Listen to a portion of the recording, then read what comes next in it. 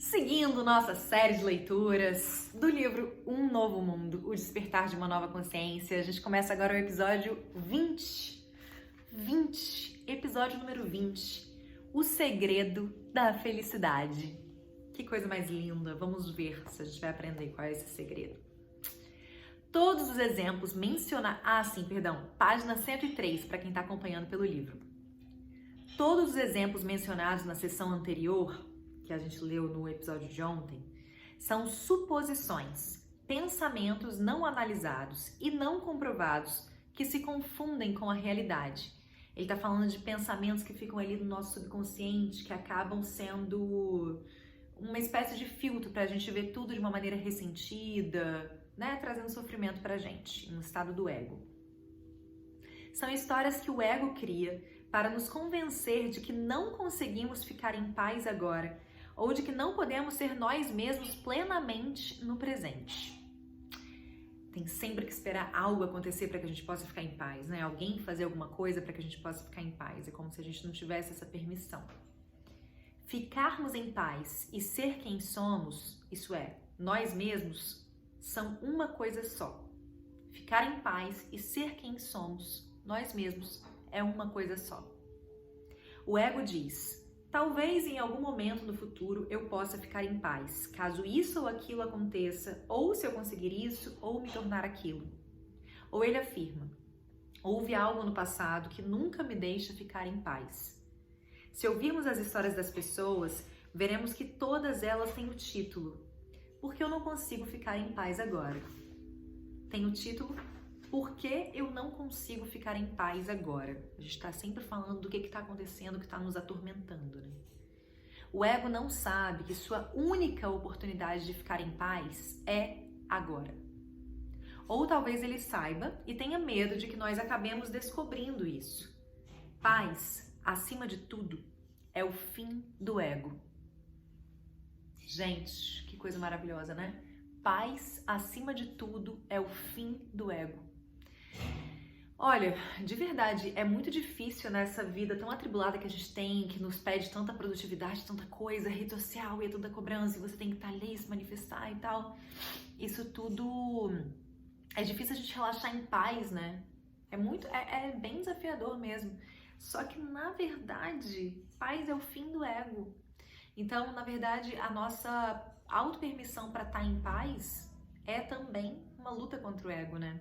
É uma manifestação contra o ego. Eu vou ficar em paz, eu vou vencer o ego. Como ficar em paz agora?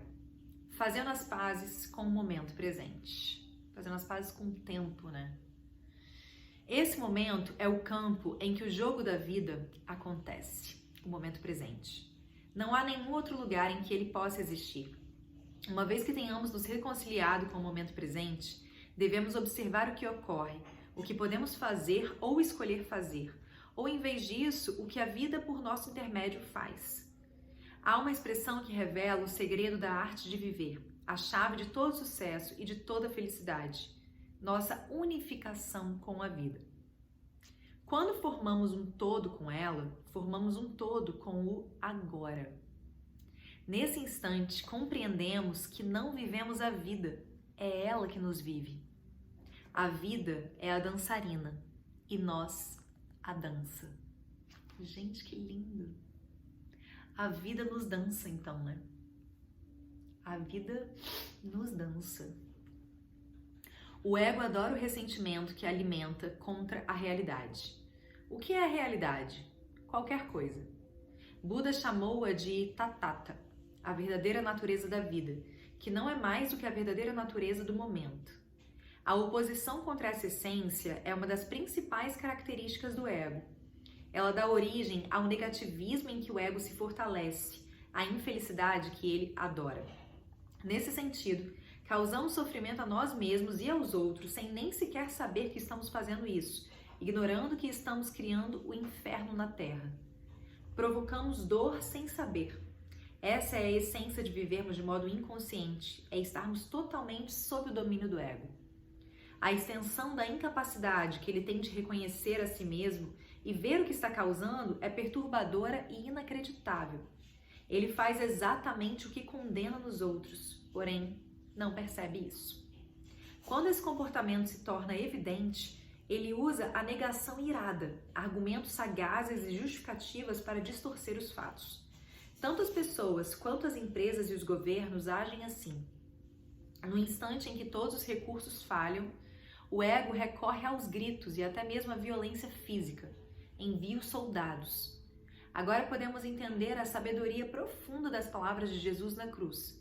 Perdoai-os, pois eles não sabem o que fazem.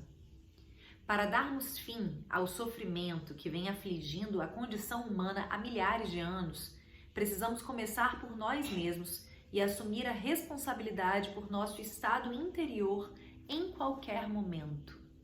Isso quer dizer agora. Portanto, pergunte-se: estou dando mostras de negativismo neste exato instante? Qualquer mostra. E muitas vezes é sutil, é bem sutil. Essas mostras de negativismo, elas podem estar bem camufladas em atitudes muito cotidianas. Estou dando mostras de negativismo neste exato instante? Eu preciso assumir a responsabilidade por qualquer ação que eu faço que contribua para todo esse estado que a gente vem falando no livro de inconsciência, né? Coletiva. Depois, fique alerta. Preste atenção nos seus pensamentos e nas suas emoções. Observe as formas de infelicidade que se manifestam em graus menos elevados, como aquelas que mencionei anteriormente: descontentamento, irritação, saturação, etc. Atente para os pensamentos que parecem justificar, isso é importante. Atente para os pensamentos que parecem justificar ou explicar essa infelicidade, mas que na verdade são os seus causadores. Essas situações parecem justificar essa infelicidade, mas na verdade são os seus causadores. Tá. Caso você tome consciência de um estado negativo dentro de si mesmo, isso não significa um fracasso da sua parte. Ao contrário, mostra que obteve sucesso. Enquanto a consciência não se manifesta, existe identificação com os estados internos, e essa identificação é o ego.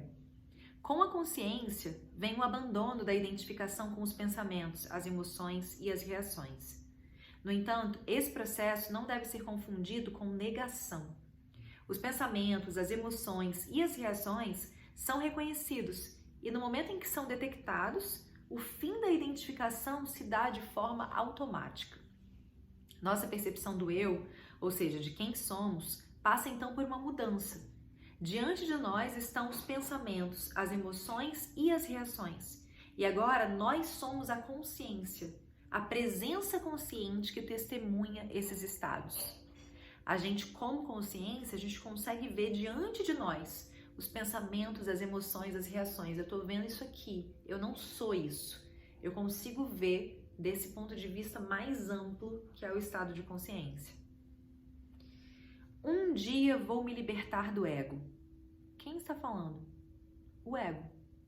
Libertar-se dele não é verdadeiramente um grande trabalho, mas uma tarefa muito pequena. Basta estarmos conscientes dos nossos pensamentos e das nossas emoções à medida que eles vão surgindo. Não se trata de fazer, e sim de ver com atenção. Tudo é sobre observar, né? Nesse sentido, é verdade que não há nada que possamos fazer para nos libertar do ego.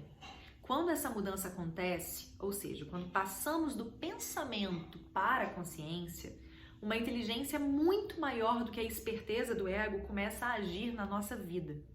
As emoções e até mesmo os pensamentos são despersonalizados pela consciência. A gente começa a reconhecer que aquilo ali não é a gente. Aquilo ali são só pensamentos, emoções, reações. E eu, como consciência, percebo que eu estou produzindo eles, né? A minha mente está produzindo eles, o meu ego está produzindo eles. Mas eu não sou eles. Eu consigo perceber. E aí é quase como a gente perceber uma criança fazendo birra, fazendo pirraça, fazendo graça.